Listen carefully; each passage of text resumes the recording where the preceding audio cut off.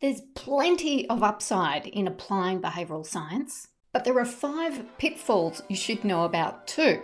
Hi, I'm Bri Williams, the behaviour changer, and in this video I'm going to take you through 5 pitfalls of behavioural economics and how to avoid them.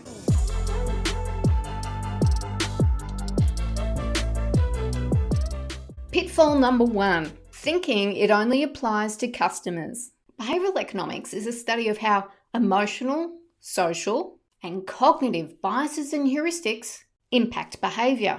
Behaviour is the operative word here because the same forces that are impacting your customer are impacting you. They're impacting your boss, your colleague, and your suppliers. In short, behavioural economics applies to each and every interaction you have. That means you can use the same knowledge you have about influencing a customer to influence anyone else. Limiting it to an external audience means you are shortchanging yourself. Take an ad agency, for example.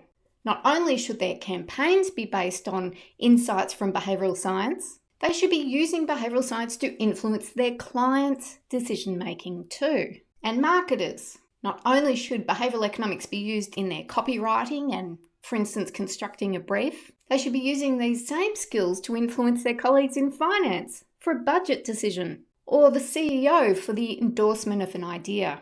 And for a business owner, not only should behavioural economics be used to maximise website conversions and improve the effectiveness of sales and customer service teams, it should be applied to things like staff attendance and performance, and supplier negotiations. And just like me, you too are susceptible to behavioural influence.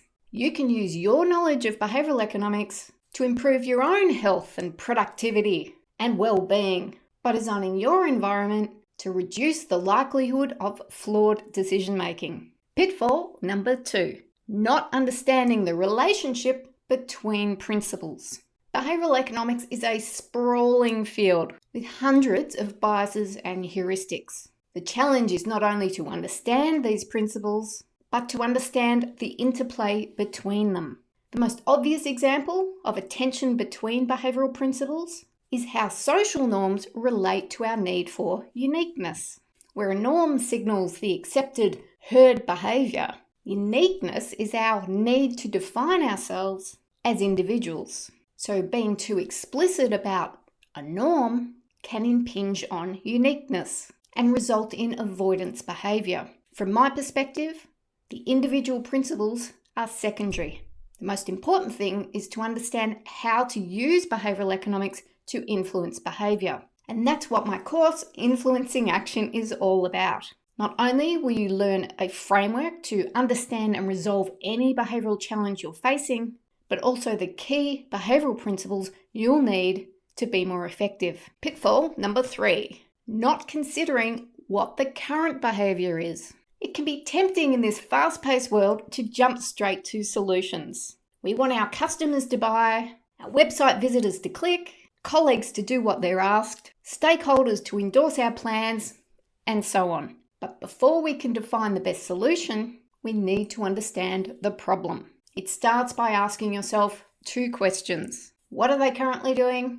And what do I want them to do?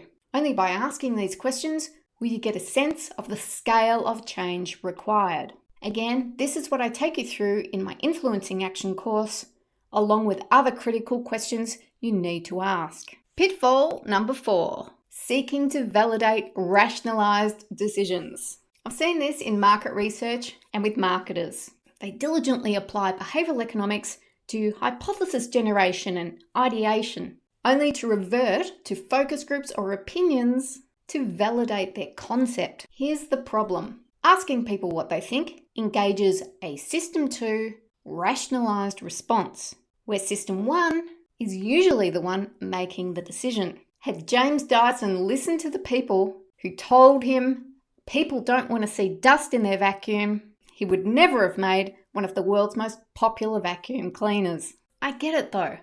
Self-reported input is seductive. It feels like you're getting answers directly from those you are targeting. But what people say and what people do can be very different things. You can find out more about that in my video on the customer insights landscape. Beware opinion and instead prioritize observation. Pitfall number 5, not adopting a test and learn mentality. While behavioural economics uses science to examine and demystify the curiosities of human behaviour, it is a recipe book, not a rule book. As such, you'll get maximum benefit from experimenting with behavioural economics, using it in small trials, like an email campaign, where half your list gets the normal version and half the behavioural economics version. Experiment with low exposure, low cost, measurable initiatives. Frame it as a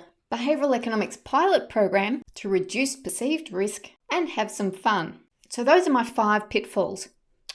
But there's one more. Pitfall number 6, not using behavioural economics at all. While behavioural economics has to be used properly to have the desired impact, sticking with the old way of doing things means you risk basing your business on a decision maker that doesn't exist. If you want things to change, you need to change how you do things. Because when you change behaviour, you change your world.